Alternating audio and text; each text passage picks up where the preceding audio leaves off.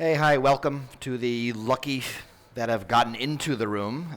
There's a long line outside of people who won't get in the room, and I guess there are people behind the monitors. Hi, back there. That's kind of a boring title. I'm hopefully going to be more interesting than that title. I want to start by talking about the Sony attack, because I think it really does illustrate a lot of the problems and things that affect response today. I think it's a really good story and worth going in some detail. So, Sony, right, attacked in December last year. A couple of preludes to the attack. Fall of 2010, the United States government, the NSA, had at least two codenamed operations to penetrate North Korea, including something called a fourth-party attack. And, this is the fun stuff about when you read about the NSA. The NSA was spying on South Korea. South Korea was spying on North Korea. So we were spying on South Korea, spying on North Korea. That was one of the ways that the U.S. got into North Korean networks. Second prelude is in June of 2014. North Korea actually did threaten Sony if it released the movie The Interview. The Sony consulted with the U.S. government. The U.S. government said, basically, don't worry, North Korea is full of empty threats. Sony concluded that there was some risk in releasing the movie, so they decided, I'm not making this up, to release the movie but take their name off the credits. Like that would fool somebody. And there was pressure to actually change the assassination scene. We saw that email correspondence between Amy Pascal, Sony co-chair, and Seth Rogen, the movie director, about whether the movie should be changed because of this largely hypothetical and theoretical and discounted risk. So the attack started in September 2014. And this was a spear phishing attack against Sony, was the original attack vector, undetected by Sony completely. I saw one report that said a zero-day exploit was involved. There's a lot of detail here. I know there's some forensics work being done. I'm not sure we're going to see the details for several years because of ongoing lawsuits.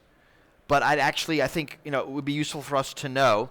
But the attackers did obtain administrative credentials pretty quickly, propagated themselves through the Sony network pretty quickly, and spent a lot of time systematically mapping the Sony network, downloading files, planning their attack. Right? They were very persistent and very patient. The attack began. Is my mic not working? Oh, microphone person. Who is the sound person here? Is this on? All right, so I guess I will. All right, we'll make this work. All right, this is the backup mic. All right, November 24th is when the attack began.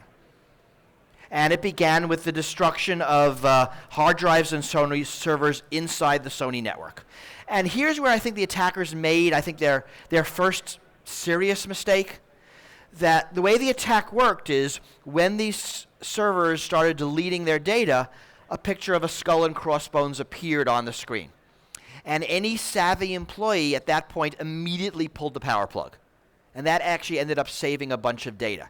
So a little tip for you, if you're going to delete someone's servers, put the scary message on after you've erased the data, not before. Some people weren't at work that day. Their computers were turned off. More data was saved that way. But actually, a lot of Sony data was deleted on this day. Luckily, or maybe unluckily, the hackers had a backup. On that day, there's a post on Reddit where a group never heard of before called the Guardians of Peace, the GOP, also then the initials of a prominent American political party, took credit for the attack. No motive was given, right? No motive at all at this point. Within the U.S. government, attack attribution work begins immediately. It was recognized very quickly that this was a serious attack, and the U.S. government worked to figure out who it was through a couple of mechanisms, through IP address trackbacks and what the NSA knew from its implants around the world. All right, 2 days later, November 26th, 4 unreleased Sony movies appear on BitTorrent. Right, that was the first inkling this was more than destruction. Data was released. December 1st was the first time we saw a public linking of the attack with this movie and with North Korea. This linking was done by NBC News, who speculated this as a possible motive. Also on December 1st, we saw the first major leak of Sony data. 26 gigabytes of data, including employee data and executive salaries. So the data is actually being picked at this point to provide fodder for headlines. Right? Executive salaries is a big deal, especially when you pay your female executives less than the men executives. December 3rd, 2 days later, the second major leak, 34 gigabytes. And here's where we saw passwords, security certs, accounting and payment information. Another security tip, do not put your passwords in a clear text file marked passwords. You just look stupid. December 7th, third major leak, so we saw budgets, financial reports, banking statements, license agreements, employee contracts. Again, a lot of fodder for the news, and there's lots of news stories coming from this data. December 8th was the fourth major leak. This is where all the emails came out. And you might remember those stories, right, of the the racist jokes made against Obama, about the executives insulting their stars. A lot of stuff was in there. A lot of lower-level employee email never made the news, but I know there are a lot of personal tragedies there, as information about health and lives and loves was made public, and not searched by the media, but searched by people who knew people. Also on December 8th, we saw another Reddit post. This was the first linking by the attackers of the attack to the movie in North Korea. And I will read a quote from this. Stop immediately showing the movie of terrorism which can break the regional peace and cause the war. All right, so tip off here, non-English speakers. December 9th, U.S. government, the FBI Director of Cyber Division, said publicly there is no attribution in North Korea at this point. A lot of speculation in the media. Who did it is the big question. FBI saying, look, we don't know, and we have no reason to believe it's North Korea. December 10th, 2 more major leaks. December 13th, December 14th, we're seeing more leaks of data. Less interesting data now. Right? A lot of the major news stories have played out, and this stuff is the more pedestrian stuff. December 16th, if you remember, there was an explicit terrorist threat by the attackers. I think explicit is in the eye of the beholder. The quote was, "Remember the 11th of September 2001." But this was taken as a threat of terrorism against theaters showing the movie, and in the United States, theaters were scared, and many of them pulled the movie. December 19th, 3 weeks after the attack, finally we have official U.S. government attribution. There's an FBI statement. I'm going to read a piece of it because there are a couple of words that are important. As a result of our investigation and in close collaboration with other U.S. government departments and agencies, the FBI now has enough information to conclude that the North Korean government is responsible for these actions. And also President Obama said that North Korea did it. We cannot have a society in which some dictator someplace can start imposing censorship here in the United States. So here's the weird thing. U.S. government says very publicly North Korea attacked Sony, and nobody believes them. It was kind of bizarre. But the FBI statement had some evidence, not very good evidence. They talked about some similarities to a 2013 attack called Dark Soul, you can look it up, which was attributed to North Korea. There were similarities in the networks used to launch the attacks. Right? The statement alluded to secret evidence. Remember that quote, in close collaboration with other government departments and agencies. Right? That's code for the NSA. But never said explicitly. And right, the NSA did have secret evidence, but we don't know what it is. And it could have been, they might have had recorded phone calls discussing the attack from within North Korea. I mean, in my imagination, they have a piece of paper with Kim Jong-un's sign off on the plan saying, "Go guys, let's do it." Right? I mean, I don't know. We didn't know then, we know now from a New York Times article in January that there was some human resource, right? Some human resource within the North Korean government feeding us information. But at the time, there were many skeptics, me included.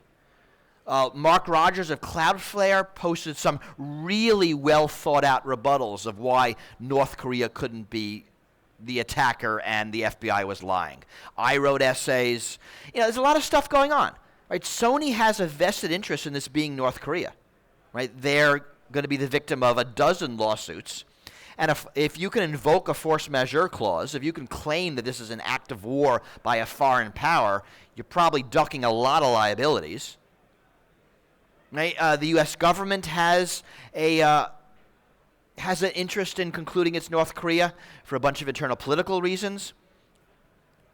Bunch of alternative theories. Hackers is the one I thought, and most of us thought. Right? Sony was a company hackers have loved to hate since 2005.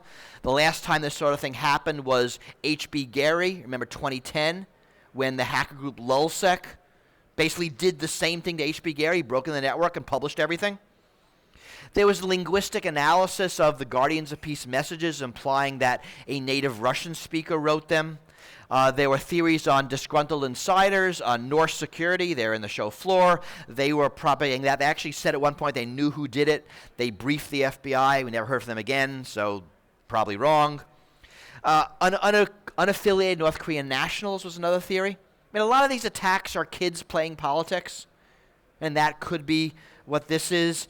Hackers recruited by North Korea, some kind of blended threat, but a hacker attack that North Korea co-opted for political reasons. I mean, lots of theories.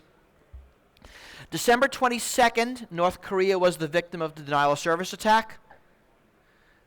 The U.S. denied that it was behind this attack. We actually don't even know if it was. We just know that North Korea fell off the internet for 2 days.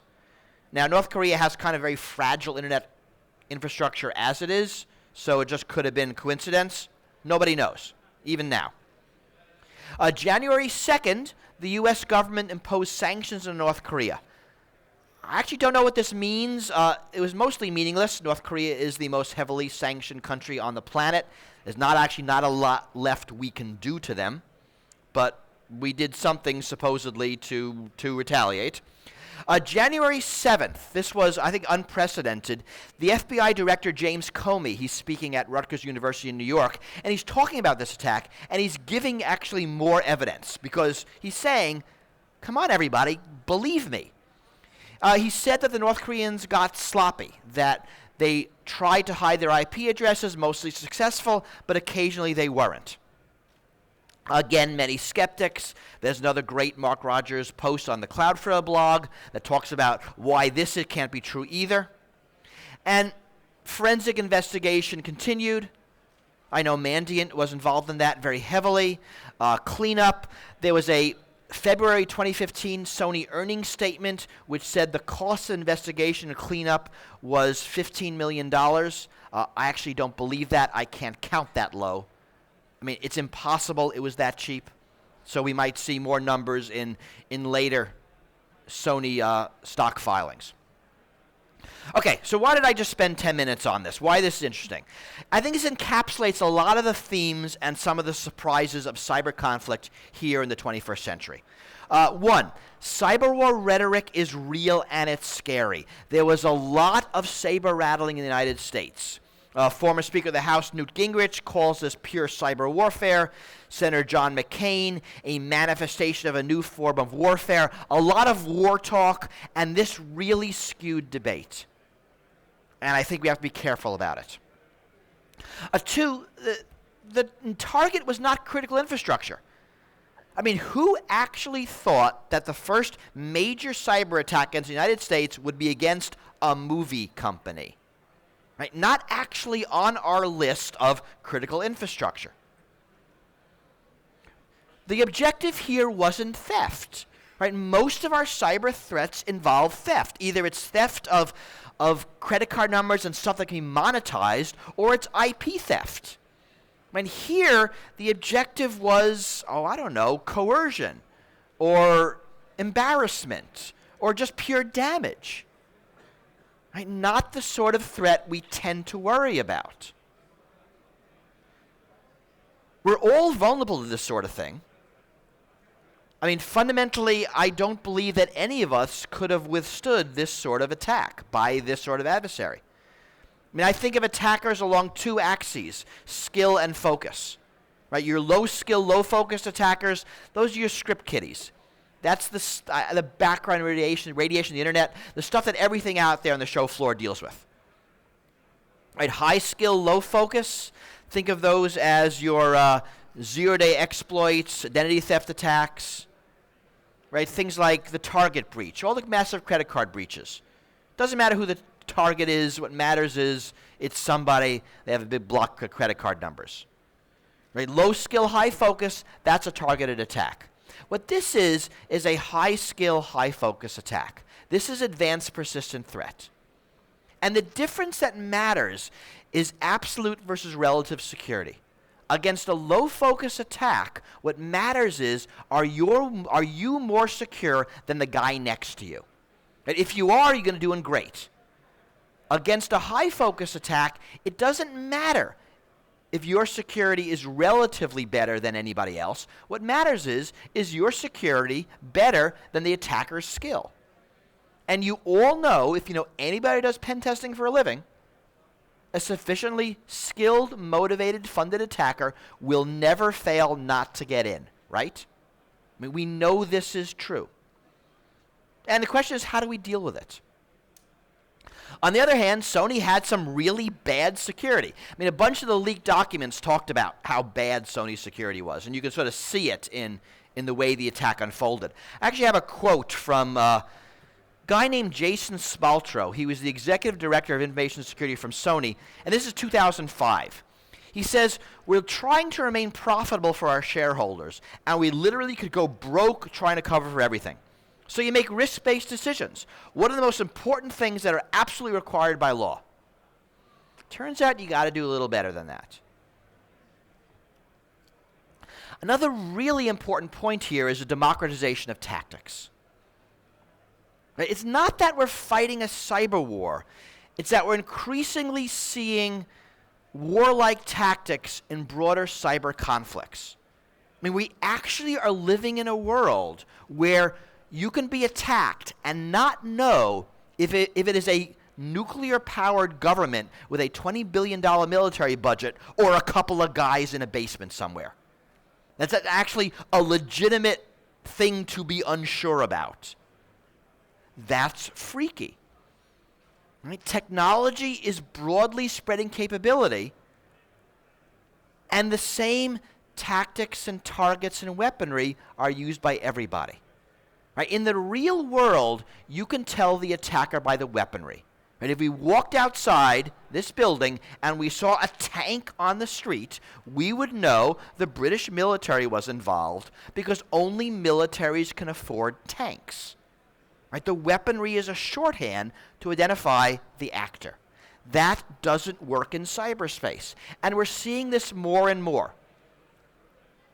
Right? Late last year, the hacker group Anonymous announced that they were going to take out ISIS for us.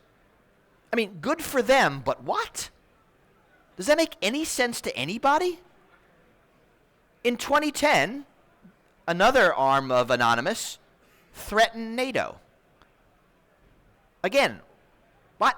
Does that make any sense? Right? Hackers associated with ISIS last year broke into CENTCOM, part of the U.S. military's Twitter account. And we're seeing a lot of these, couple of guys going after nation states. Right? This politically motivated attacking is real and very important. And politics is defined very broadly here. Nationalistic, ethical, religious. We're seeing it against governments, against corporations, against individuals, against institutions, for all sorts of reasons. I mean, it's just companies in politically charged industries. Think of big oil, big pharma, big tobacco, or companies just people love to hate, right? It used to be Microsoft, now it's Google. And a lot of this is just going on.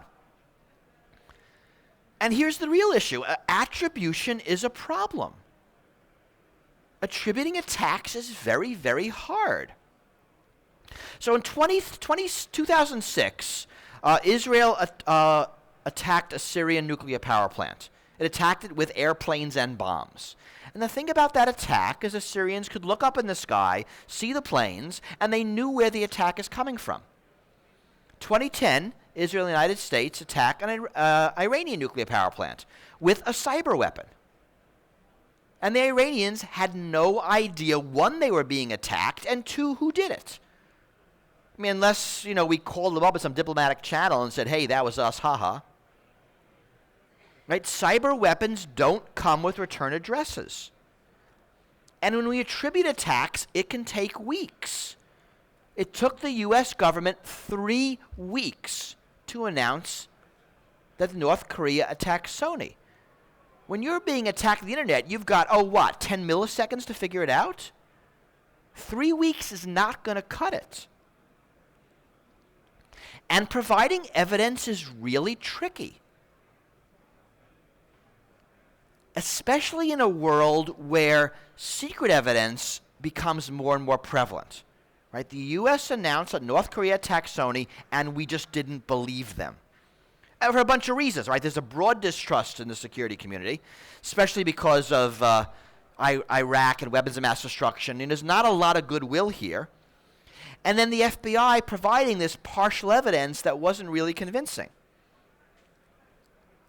And there's an arms race here. It's a real important one. This attribution deception arms race. Can I trick you into thinking someone else is attacking you, and then can you identify who the attacker is? And the U.S. is in a singular powerful position here. Right? The NSA surveils most of the internet. We have a bigger budget than everyone else combined, and we have a central view because we can see quite a lot of the infrastructure because it flows through the United States. This allows the U.S. to do more attribution and better attribution than anybody else. 2012, the U.S. Secretary of Defense, Leon Panetta, he said publicly, and it's a quote, the U.S. has made significant advances in identifying the origins of cyber attacks. Now, we actually don't know what this means. We don't know if the U.S. has made some fundamental technological advance in identifying bits, or simply that our espionage is just so good that we're involved in the planning process. And what's interesting is strong attribution leads to deterrence. I think a lot of what the United States is doing now that it is identifying cyber attacks, that it's less going to the attacker and saying, we know you did it, and more going to everybody else and saying, if you try this, we will know it's you and you won't get away with it. That we're using the threat of attribution as a deterrent. Now, what's interesting is actually there's a lot of different kinds of attribution. And you think of several levels. There's the lowest, I know you did it. There's the second, I know you did it, and I can convince you that I know you did it. And there's the third, I know you did it, and I can convince the world I know you did it. Right? With secret evidence, we can get to 1, possibly to 2, but we can't get to 3.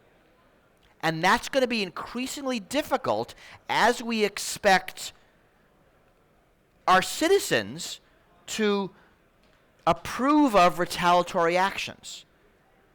Right? We know it's North Korea, trust us, just doesn't cut it. What this means is that figuring out who's in charge is going to be hard.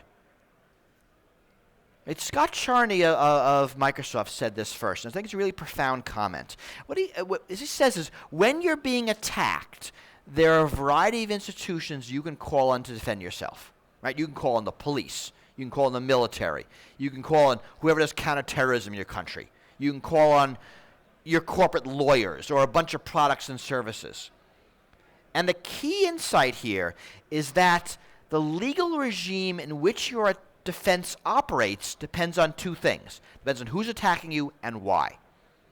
And when you're being attacked in cyberspace, the exact 2 things you don't know are who's attacking you and why. And that makes defense difficult.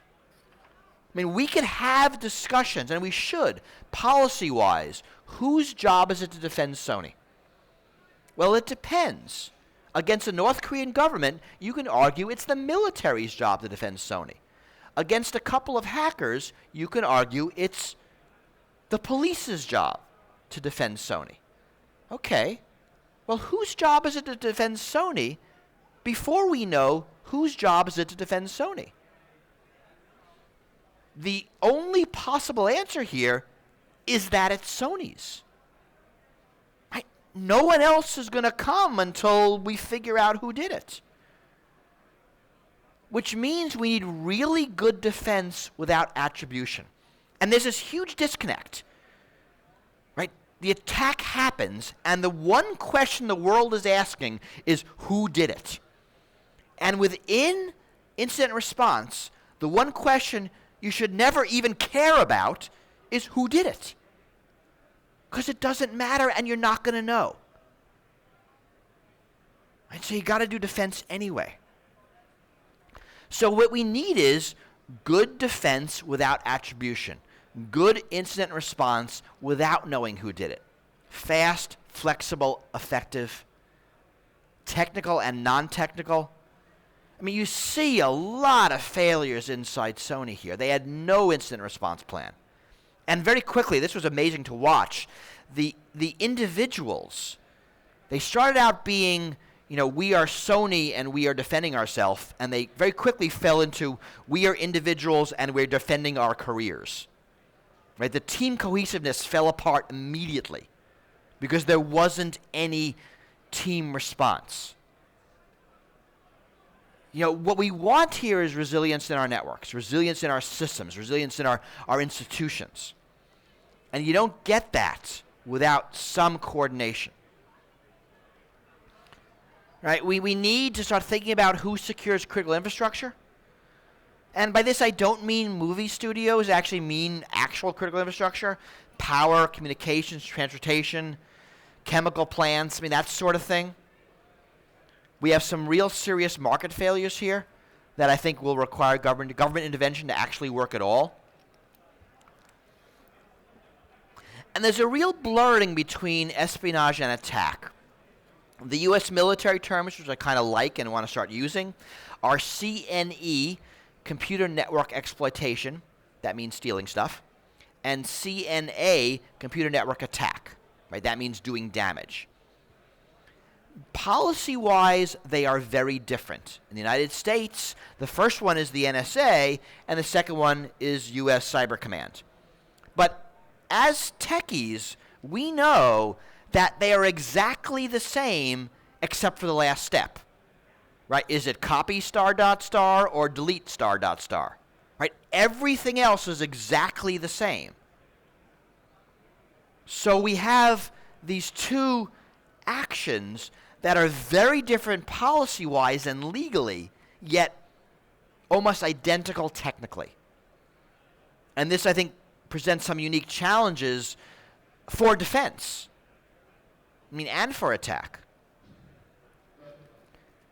I think we need to understand cyber war better.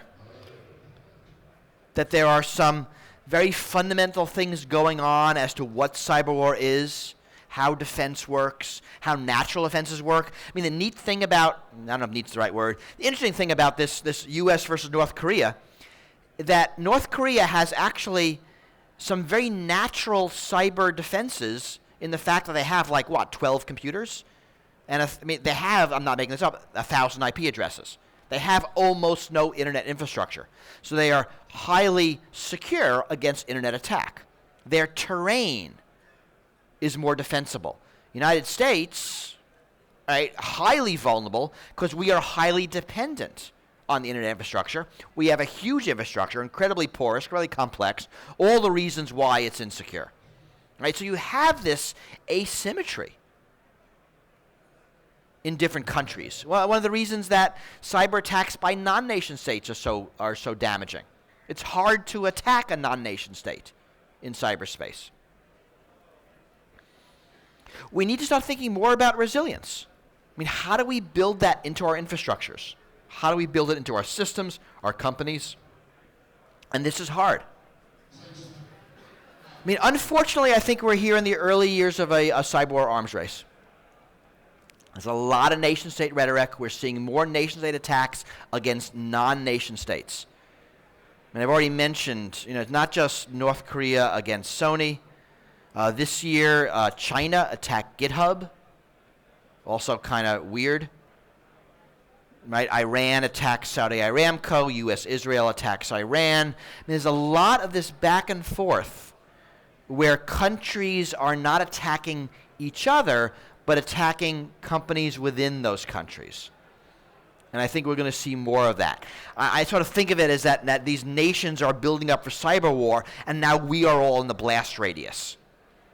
Not for anything we did, just because of who we are.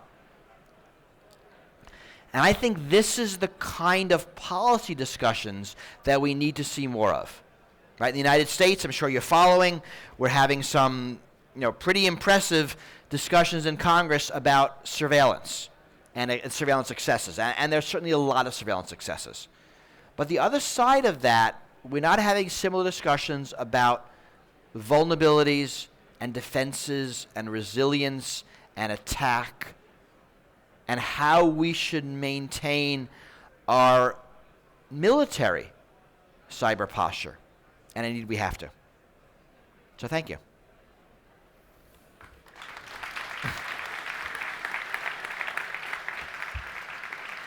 Before you go, I want to say one thing. There's no time for questions, unfortunately, because this is a really fast event. If you don't know, I published a book this year. It turns out teal covers are in, and this is a famous teal cover. My company, Resilient Systems, is giving away these books. 2:30 today, I'm going to sign them at booth F184. There are fewer books than there are you in this room, so sort it out some way. I do have book flyers and business cards there and there. I will stand here a bit for questions until they throw me out. Thank you for coming. Thank you for braving the line. Thank you for braving this crazy venue, and I will see you later. Thank you.